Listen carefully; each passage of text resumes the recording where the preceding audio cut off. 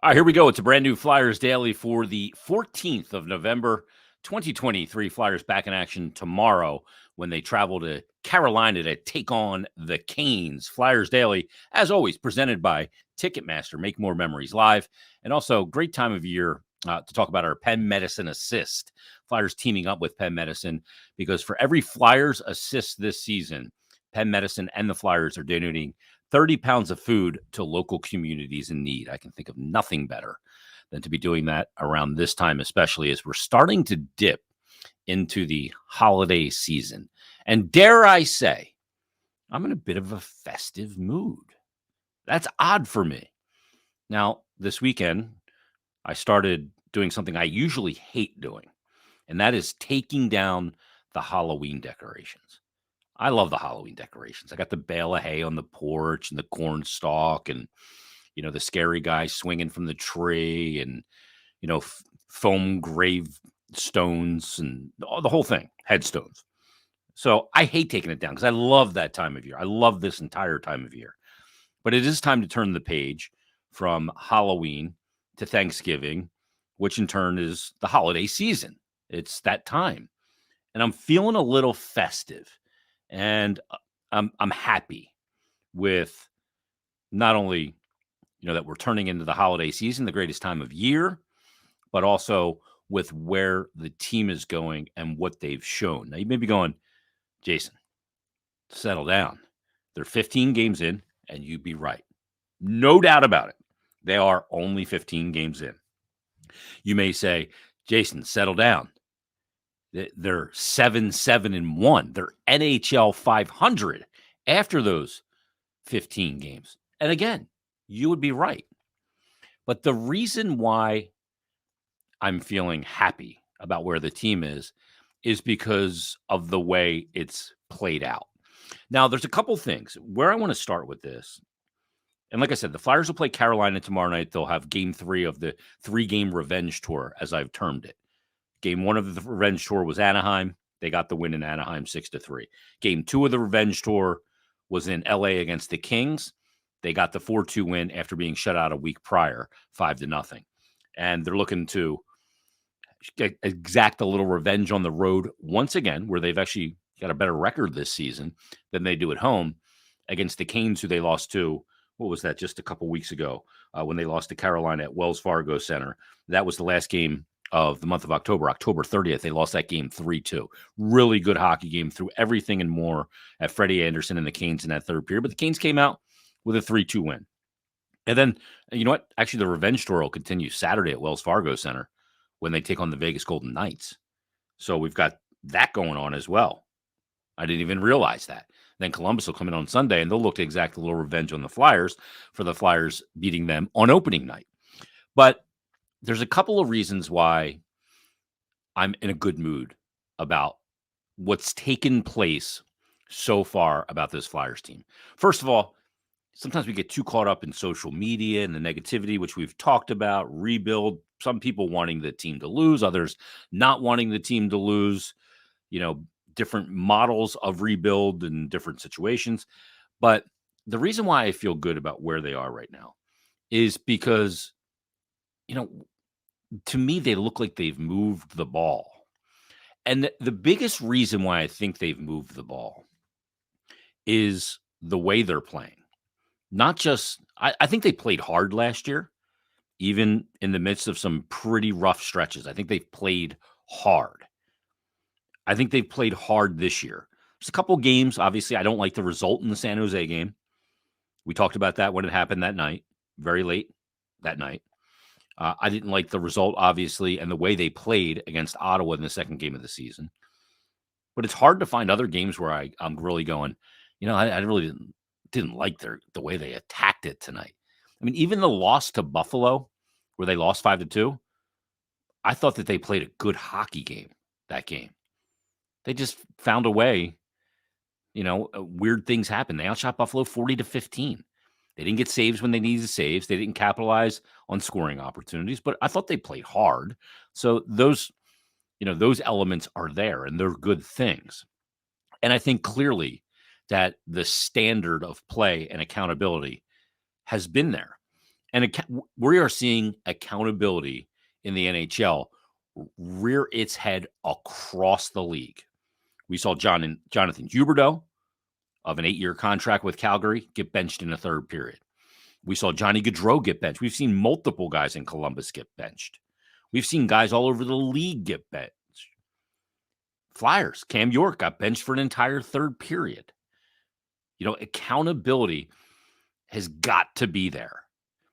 You cannot accept, subpar performances in the areas you can control. Effort, situational hockey.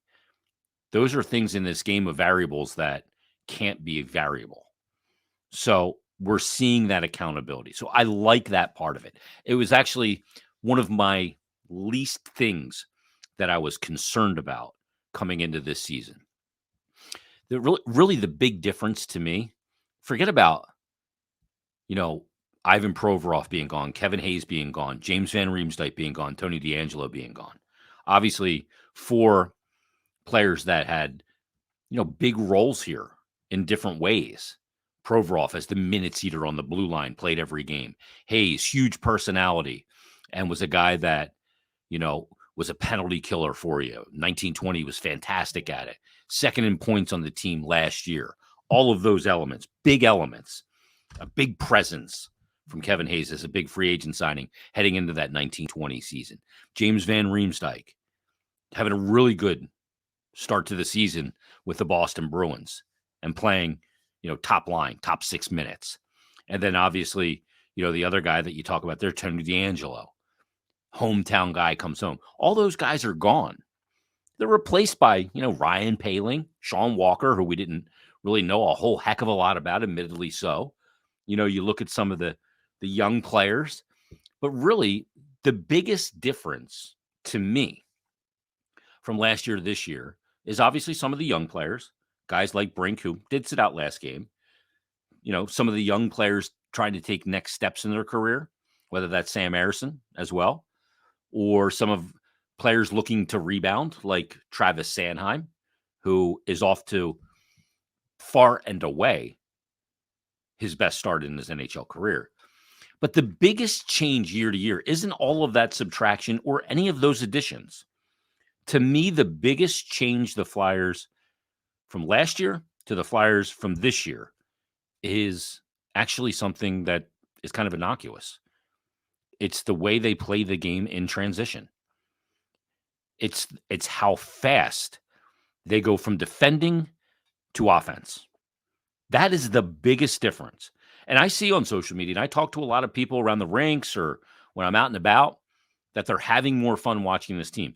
I think the single biggest reason for that, look, I think playing young players and seeing some hope and, seeing some of these young players like Brink or, Tippett, who's had the last couple of games been really good. And, and Travis Sanheim excelling. I think all of those things make you happy and point you in the right direction. But I think the reason why people are enjoying the Flyers more is the way they play in transition. I firmly believe that. Watching a team that creates a turnover just inside their own blue line and then send 3 D-to-D passes back to each other and then try and attack the opposition when they're sitting in their structure in the neutral zone is not nearly as entertaining, as fun, or effective as a team that creates the turnover inside their blue line and goes the other way right away. It's way faster. It's way more high-paced. It's way more exciting. It'll grab a crowd and build a crescendo a lot quicker. And it's more successful. Now, why is it more successful?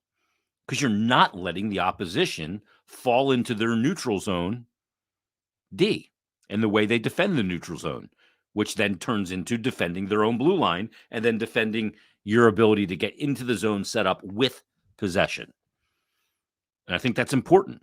I think the Flyers team last year did a lot of that. They choked out the turnover, tried to go through the neutral zone, didn't see a whole lot of daylight there, didn't have the skilled players to do it, dumped the puck, then it becomes a board battle, likely going the other way. And there was a lot of, lopsided zone time games last year. And that's not exciting hockey for the hometown fans. It's just not. But when you see a team, and you see a play, like, let me give you an example. In the game against Los Angeles Kings, Sean Walker blocks a shot just below the top of the circles in the D zone. As soon as he blocks the shot, immediately a couple of things happen. Number one, he blocks it and gets his head up right away. Why is he getting his head up? Because he's got to look to play in transition, to get right back on the opponent, stress them immediately before they can slam into their neutral zone structure. And two of his players read the play, read the turnover, the block shot, and two of his players, boom, they dart. Owen Tippett and Travis Konechny, they are darting up the ice. And because Walker, who made the block and caused the turnover, has his head up, sends a beautiful pass right up the seam to Owen Tippett. He goes in on the breakaway and ends up getting the goal. Travis Konechny driving the net as well. That's exactly what I'm talking about. That is exciting hockey. It's not predictable because it happens off turnovers and it can happen at any time, which is also good for the people watching because you never know when one of those plays can bust out. This team couldn't score a lick off the rush last year. They were not good off the rush. This year, much better. Why? A, they're getting more chances off the rush. B, they're not letting the opposition get into their structure, which mitigates the rush, which allows the defenders to hand off players to other players, give them ice into an area that you want them to go so you can defend them, keep them to the outside. That plays, boom, right up the middle of the ice. To me, that is the biggest difference between the 2022-23 Flyers and the 2023 soon-to-be 24 Flyers. That is the biggest difference. See it in every game, them working off the rush. I can count maybe on one hand through 15 games how many D-to-D regroups we see, at the dots in the Flyers D zone. You don't see it because they're not doing it. The coaching staff is saying, we turn that puck over, we go right away. And good on them for figuring that out. Got to figure out the power play. There's other things to figure out. But that is the biggest difference. And to me, that kind of hockey is enjoyable. It's wide open. It's exciting. It creates this whole aura of we're playing fast and we're going to stress the opponent. So to me, that's the biggest difference.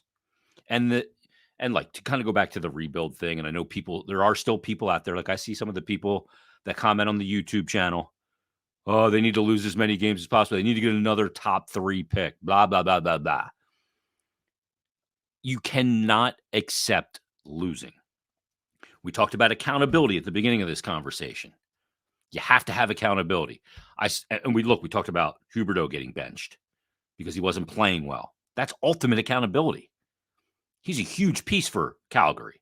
Johnny Gaudreau getting benched in Columbus. He's a huge piece for Columbus. I saw this quote from an NHL rookie. It's Adam Fantilli. Now, he was the 2nd overall pick in the draft. Or 3rd overall, excuse me. He ends up going to Columbus. Carlson's number 2, who looks like a fantastic player as well. This draft looks like it's going to be a really good one.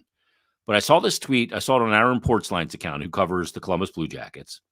He said, Adam Fantilli, after Sunday's 4-3 shootout loss to the New York Rangers, which dropped the Blue Jackets to 1-5-4 in their last 10 games. Obviously, the Blue Jackets not playing well. And here's what Adam Fantilli said. A young player. I'll take a guy like this any day of the week. He said, quote, we have a young team, but that does not matter. I hate losing. I never want to lose. I don't want to get used to losing. I'm not happy about it. I'm not happy about the series of losses we've had, and I want to be able to fix it. I want to do my part in being able to fix that. We're a young team, but we're extremely skilled, and I think we're a lot better than we've shown. Again, the key line in there for me is I don't want to get used to losing. Now, if a player like Adam Fantilli goes to a team, we got Adam Fantilli, good high draft pick, but we need another one. We need to keep losing. And all of a sudden you get used to it. It's one of those things that once you get used to it, that disdain for losing, is never at the same level that it was if you get used to it, if you accept it. So that's never going to happen here. And frankly, it should never happen here, in my opinion. I don't understand people that want the team to lose. This has been more enjoyable. We have seen through 15 games progress. I asked a couple weeks ago, more than a couple weeks ago, right before the season, what does progress look like for this Flyers team? Through 15 games, we've seen progress. Now, it's only 15 games, and there's a lot of games left. So there's still a lot to determine if progress will be made in total on this season. We'll see where it goes. But through 15 games, I've seen progress. I've seen a team that's more enjoyable to watch. I see a team that's more fun. I see a team that is moving us in the right direction, and that after the offseason changes from Dan Hilferty to Keith Jones to Danny Briere, the admission of a rebuild and everything that goes with it, the drafting of Michkov, the development of Gauthier, the play of Bonk in juniors or whoever it might be. I think that we're all feeling we're moving in the right direction. And this first 15 games of this season haven't done anything to kind of defy that in any way, shape, or form. And if anything, maybe it's accelerated it a little bit. I don't know. If you have a thought on any of that, I always welcome your messages. You can always DM me on Twitter at Jason Myrt, Jason. You shoot me a DM there. You can always email me as well at jason.myrtetus, jason.myrtetus@gmail.com. And we'll get to some of those emails coming up in subsequent episodes as well. Flyers are off to a good start. They're at Hockey 500. That's not anything to get excited about. But if you peel back the onion a little bit and really kind of look at it and go to the second level, progress has been made so far. Now it needs to continue. We'll find out if it continues tomorrow night against Carolina. We'll preview that game coming up in tomorrow's episode. So everybody, thanks for listening. Thanks for watching. We'll talk to you tomorrow on a brand new Flyers Daily.